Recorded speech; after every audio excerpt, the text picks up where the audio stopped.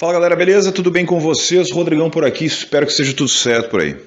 Alguns dias atrás o Paulo Hatz, do Livraria em Casa, postou um vídeo de uns 38, 40 minutos mais ou menos ali, falando sobre o futuro do Booktube e vamos lá, a morte do BookTok, tá? O BookTok, para quem não sabe, eu acho que todos sabem, né? Todos que estão nesse ramo, nesse universo de livros, sabem que o BookTok vem do... Eu não posso falar o nome, tá? Porque senão cai o alcance. Mas você sabe de onde vem, né? Da rede TT. E aqueles conteúdos rápidos de, sei lá, no máximo um minuto, aquela coisa meia plástica, né? Que é onde o pessoal faz as suas dancinhas, aquela porra toda. Detesto aquilo ali, tá? Não é minha pegada, você sabe que meu lance não é aquilo ali. E dentro desse contexto do vídeo que ele vai fazendo, eu particularmente eu não acompanho tanto assim o conteúdo do Paulo. Acho que ele é um dos percussores do Booktube. Ele, produz conteúdo pra caramba, ele inventa muita coisa, ele faz muita coisa, ele testa muita coisa.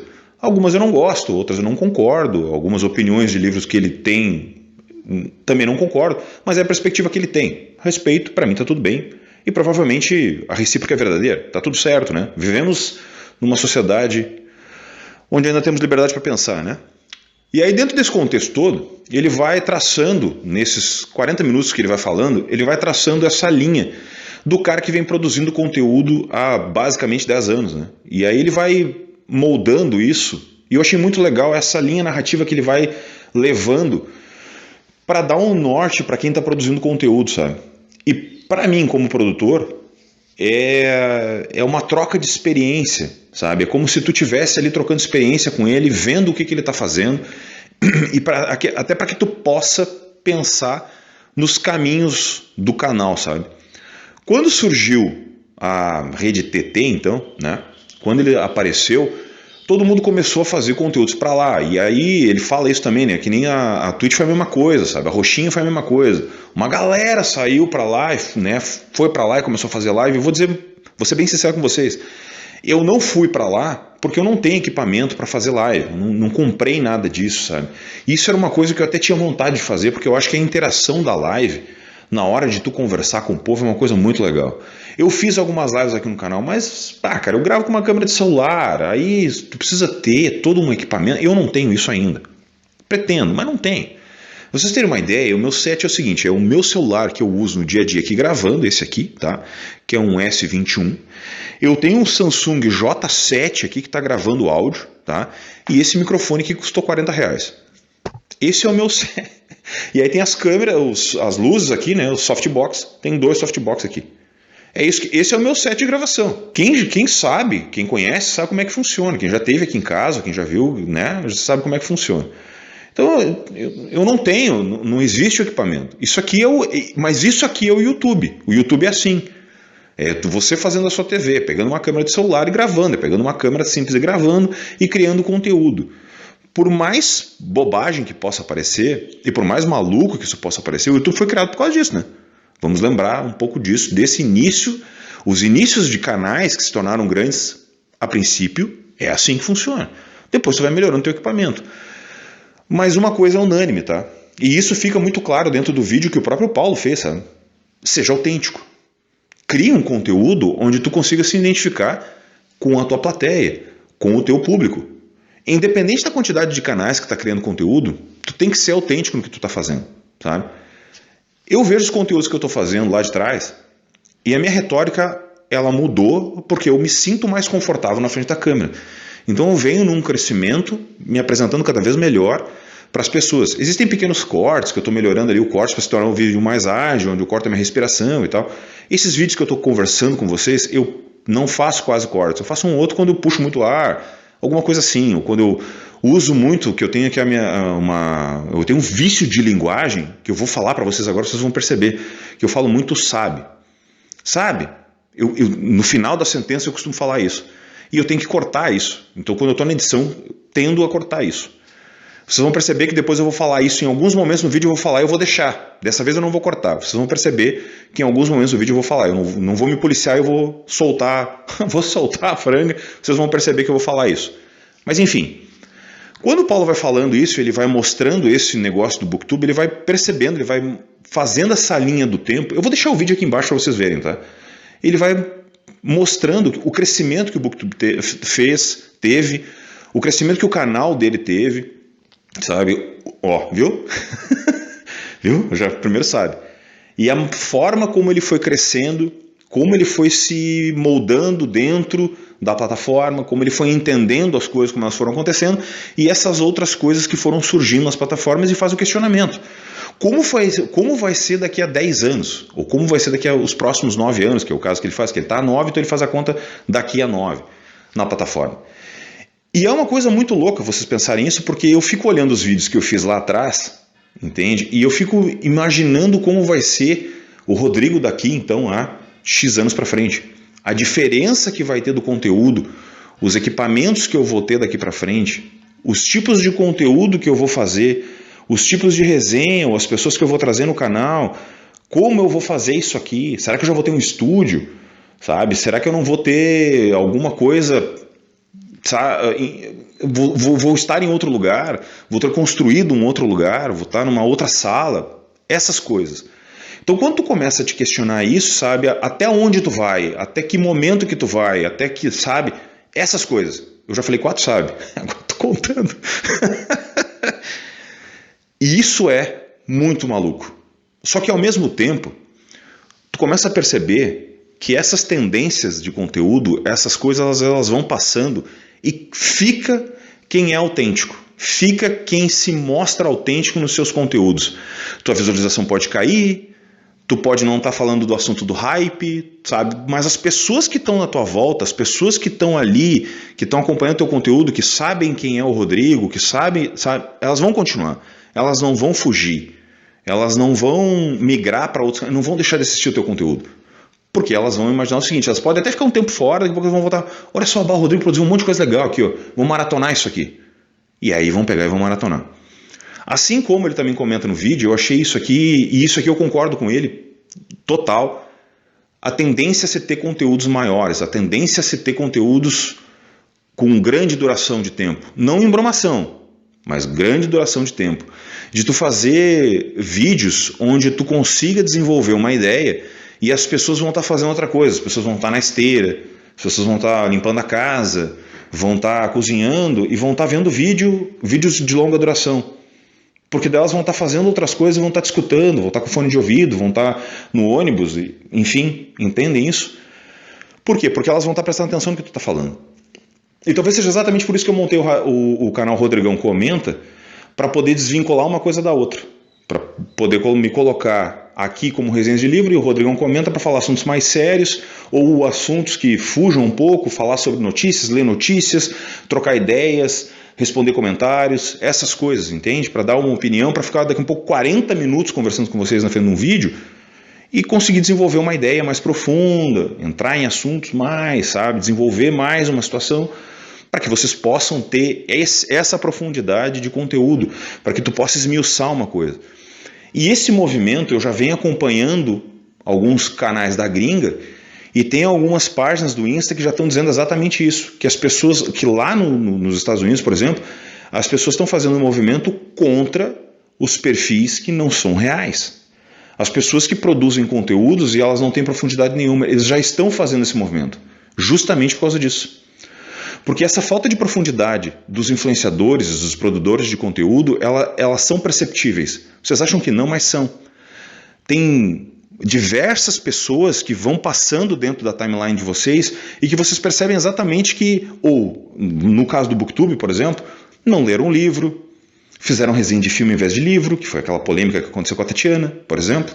Não é polêmica não, que a Tatiana só expôs, né? O Paulo também falou sobre isso, né? Ele também fez um vídeo falando sobre isso. Então, quando tu começa a ver isso, tu percebe exatamente o que está acontecendo. É um monte de gente que quer dar a notícia antes dela acontecer. Então não se espera mais para ver o que realmente está acontecendo, para dar aquele passo para trás e ficar assim, não, mas só um pouquinho, cara. Né? Pensem comigo o seguinte, ó. Vai ser essa semana um conteúdo sobre matéria escura. Todo mundo já leu esse livro, tá? No Scooby, enquanto eu estava lendo, tinha 1.261 pessoas lendo esse livro. Eu estava vendo a série também. Só que a série é diferente do livro. Como eu não dou spoiler nas minhas resenhas, e elas são percepções de leitura, eu não vou terminar de ler, não vou conseguir terminar de olhar a série ao mesmo tempo que eu quero publicar a resenha do livro, porque eu acho que a resenha do livro ela me dá uma profundidade muito maior para eu poder conversar com vocês e eu quero lançar essa resenha logo. O que eu vou fazer? Eu só vou dizer que ela é diferente. Mas eu vou incitar vocês a assistirem a série, mas o negócio é o livro eu li. Se fosse uma situação normal de uma pessoa que está pouco ligando, ela ia fazer o comentário dela, ia dizer que viu a série e foda-se. E não é isso. Porque quem me acompanha sabe que eu não dou opinião de coisas que eu não li ou não vi. É simples. Assim como quem me acompanha sabe que quando eu falo mal do King, é porque eu tô puto com aquele velho chato. E sabe o porquê. Então eu já peguei comentários aqui da galera me xingando, tá, mas por que tu tá assim, cara? Eu disse, porque é que tu não acompanha o conteúdo, ou tu chegou agora. Então se tu chegou agora, então eu vou fazer o seguinte, eu vou te explicar. Eu estou puto com o King por causa do Dança da Morte. Ah, mas como tu não gostou do Dança da Morte? Por esse motivo. Ah, não, pois é. Não, te entendi. Entende? Porque eu li o negócio. Eu fui até o fim, eu não abandonei, justamente para ter embasamento de poder dizer, cara, que puto com esse desgraçado. E a galera tá indo para um lado, infelizmente, ou foi para um lado, e talvez agora vá começar a voltar para o lado mais normal, vamos dizer assim, justamente por causa disso, porque eles foram para um lado extremo, aquele lado onde é um absurdo, de que tu fala o que tu quer, tu diz o que tu quer e tu não mede as consequências do que tu está dizendo, simplesmente pelo prazer de publicar primeiro. É a história da resenha, da crítica do filme. É a mesma coisa. Tu tá com tanta pressa de soltar a crítica do filme para ser o primeiro na plataforma, para hypar a plataforma, que tu não presta atenção no que tu tá falando. Então tu já grava saindo do cinema, sentado no shopping com o celular aqui. Eu não consigo fazer isso. Vocês me desculpem, mas eu não consigo fazer isso. Eu não consigo ser o primeiro. Por isso que eu não produzo conteúdo de filme. Eu produzo o que eu assisto. Que eu venho aqui e falo alguma coisa interessante que eu acho que vai agregar para vocês como conteúdo, porque me agrega também ou me leva a algum questionamento. Mas eu chegar... esse final de semana eu assisti Deadpool e Wolverine. Fazia muito tempo que eu não estava num hype tão grande pro filme. Eu estou gravando esse vídeo aqui no sábado de manhã. Eu vou olhar o filme hoje à noite. Se fosse uma situação normal, eu já poderia dizer minha opinião do filme, porque eu já vi diversas críticas do filme, todas sem spoiler, e eu estou fugindo de spoiler. Mas eu já poderia aproveitar que eu estou gravando para falar do filme para vocês. Mas não vou fazer isso. Porque eu não vi o filme, eu não sei se eu vou gostar dele ou não. Então eu vou esperar para olhar hoje de noite, para dizer alguma coisa se eu gostei do filme ou não. Entende? Essas coisas, sabe? A gente não dá a notícia antes de realmente ver se a notícia é verdadeira, ou ler a notícia inteira, não só a manchete. E essas opiniões têm que ser dadas. E eu acho que é aí que está o ponto nevrálgico que o Paulo fala, sabe? Tem que se ter cuidado com o conteúdo que está se fazendo. Seja autêntico, seja você mesmo, fale o que você quer falar, e ao mesmo tempo, se quiser produzir conteúdo para todas as redes, produza conteúdo para todas as redes, mas continua sendo a mesma pessoa. Para quem produz conteúdo e está aqui no canal, uma das coisas que ele fala também, e que é muito interessante isso, e eu acho que nesse ponto ele tem razão, e talvez seja por isso que eu vou começar a produzir mais shorts, por exemplo, é que o shorts ele aparece, o algoritmo trata ele diferente, e ele faz com que as pessoas tenham um engajamento diferente no teu canal, e talvez as pessoas vão se sentir com vontade de conhecer o conteúdo completo. Porque se o YouTube está com a tendência de conteúdos maiores, o Shorts vai fazer com que ele leve as pessoas para o conteúdo maior. Entende? Essa talvez seja a jogada. Então assim, tu vai ver o Shorts, tu vai ver o Rodrigão falando sobre um livro, por exemplo. Sei lá, qualquer livro. Mas tu não vai ver um corte meu. Eu vou criar um conteúdo específico mostrando um livro. Mas quem é esse cara que falou sobre o livro? E aí eu vou seguir pro conteúdo do cara. Essa é a jogada, entendeu? Eu tô com um plano agora, por exemplo, de fazer mais ou menos que nem eu fiz o mês do rock, eu vou fazer lá 30 dias, 30 livros. Eu vou mostrar 30 edições diferentes de 30 livros. Vai ler 30 livros no mês? Não é isso. Só vou mostrar 30 edições de livros que eu tenho, 30 livros bonitos que eu tenho. E eu vou fazer 30 shortzinhos aqui, vou gravar os áudios e tal, e vou fazer as edições e postar. Quando eu tiver tudo pronto, vai começar a sair, um por dia. E eu vou postar isso na plataforma. As pessoas vão ouvir minha voz, vão ouvir o texto, não sei o que e tal, e vão ver ali aquela edição bonitinha, papapá, que nem eu fiz com o do Inferno, que deu certo. Quando eu fizer isso tudo, vai cair na plataforma, ela vai dar um trabalho do caralho para fazer isso aí. Mas quando ela levantar a plataforma, a pessoa olha só, cara, esse cara, sei lá, tem um livro X, que eu sempre tive curiosidade de ler. Será que ele já tem resenha?